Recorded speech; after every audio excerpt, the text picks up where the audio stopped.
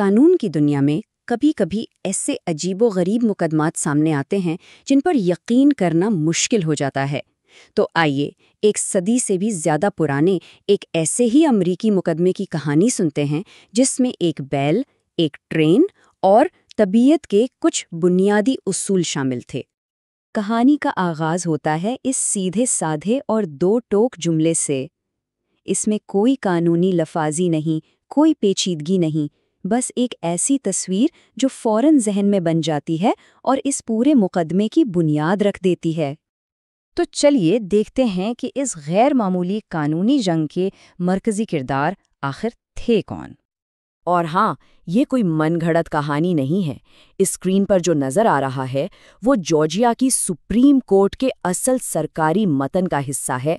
مقدمے کا نام تھا Georgia Southern and Florida railway company بمقابلہ تھامسن۔ یہ ایک حقیقی واقعہ تھا جس نے قانونی تاریخ میں اپنی جگہ بنائی۔ تو سمجھ لیجئے کہ میدان سج چکا تھا۔ ایک طرف تھا ایک کسان جس کا بیل اس حادثے میں مارا گیا تھا اور وہ ہر جانے کا مطالبہ کر رہا تھا، اور دوسری طرف تھی ایک طاقتور ریلوے کمپنی جس کی ٹرین اس واقعے میں ملوث تھی۔ اب یہاں سے یہ مقدمہ ایک عام ہر جانے کے دعوے سے کہیں آگے نکل جاتا ہے۔ اس کا مرکز بنتا ہے ایک ایسا سائنسی اصول جسے جج نے کمال کی مہارت سے اپنی دلیل کی بنیاد بنایا۔ جسٹس لمکن کا یہ طنزیہ جملہ صرف مذاق کے لیے نہیں تھا، یہ اس مقدمے کی قانونی بنیاد رکھ رہا تھا۔ وہ دراصل کہہ رہے تھے کہ بیل نے طبیعت کے ایک بنیادی قانون کو نظر انداز کیا، اور یہی وہ نقطہ ہے جو اس حادثے کو سمجھنے اور ذمہ داری کا تعین کرنے کے لیے سب سے اہم ہے۔ تو سوال یہ اٹھتا ہے کہ یہ عالمانہ سا لگنے والا ناقابل عبور ہونے کا اصول آخر ہے کیا چیز؟ کیا یہ کوئی بہت ہی پیچیدہ سائنسی نظریہ ہے؟ نہیں، دیکھیے، یہ کوئی راکٹ سائنس نہیں ہے۔ یہ طبیعت کا وہ سیدھا سادھا اصول ہے جو کہتا ہے کہ دو چیزیں ایک ہی وقت میں ایک ہی جگہ پر نہیں ہو سکتی۔ جیسے اگر کوئی اپنی کرسی پر بیٹھا ہے تو کوئی اور ٹھیک اسی جگہ پر نہیں بیٹھ سکتا جب تک پہلا شخص اٹھ نہ جائے۔ بس اتنی سی بات ہے۔ ٹرین اور بیل دونوں ایک ساتھ پٹری کے ایک ہی حصے پر موجود نہیں ہو سکتے تھے۔ چلیے اب آتے ہیں مقدمے کی کارروائی کے اصل حصے کی طرف، یعنی ثبوت، گواہیاں اور وہ الگ الگ کہانیاں جو عدالت میں پیش کی گئیں۔ اور یہاں ایک بہت بڑا قانونی مسئلہ سامنے آتا ہے۔ اس تصادم کو اپنی آنکھوں سے دیکھنے والے واحد لوگ ریلوے کمپنی کے اپنے ملازمین تھے، یعنی ٹرین کا عملہ۔ کوئی آزاد گواہ تھا ہی نہیں۔ اس کا مطلب یہ تھا کہ پوری کہانی صرف ایک فریق کے نقطۂ نظر سے بیان کی جا رہی تھی۔ اور بس یہیں سے قانونی پیچیدگی شروع ہو جاتی ہے۔ بیل کے مالک کا کہنا تھا کہ حالات بتا رہے ہیں کہ گواہ سچ نہیں بول رہے، جبکہ ریلوے کمپنی کا دعویٰ تھا کہ وہی حالات ان کی کہانی کو سچ ثابت کرتے ہیں۔ ذرا سوچئے، ثبوت ایک ہی لیکن کہانیاں دو، بالکل مختلف۔ اب جج کو فیصلہ کرنا تھا کہ سچ کیا ہے۔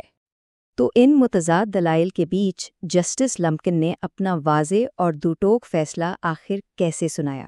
آئیے ان کی منطق کو سمجھتے ہیں۔ جج نے سب سے پہلے گواہوں کے بیانات کا جائزہ لیا۔ ان کا نقطہ یہ تھا کہ بیل کا مالک گواہوں کو غلط ثابت کرنے کا کوئی ٹھوس ثبوت پیش نہیں کر سکا، اور قانون میں صرف شک کی بنیاد پر کسی کی گواہی کو رد نہیں کیا جا سکتا۔ اور پھر وہ واپس طبیعت کے اسی اصول پر آ گئے۔ ان کے مطابق ٹرین کے عملے نے جو بھی کیا، ایک بار جب اتنی بھاری ٹرین اور ایک بیل تصادم کی راہ پر آ گئے تو نتیجہ طبیعت کے قوانین کی وجہ سے ناگزیر تھا، اسے ٹالا ہی نہیں جا سکتا تھا۔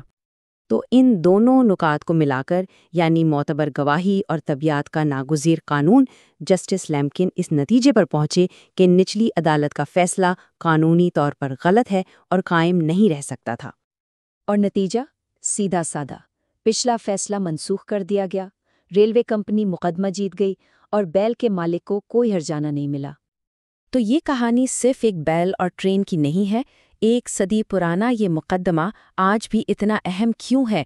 اس لیے کہ یہ ہمیں قانون، منطق اور یہاں تک کہ زبان کے استعمال کے بارے میں کچھ بہت گہرے سبق سکھاتا ہے۔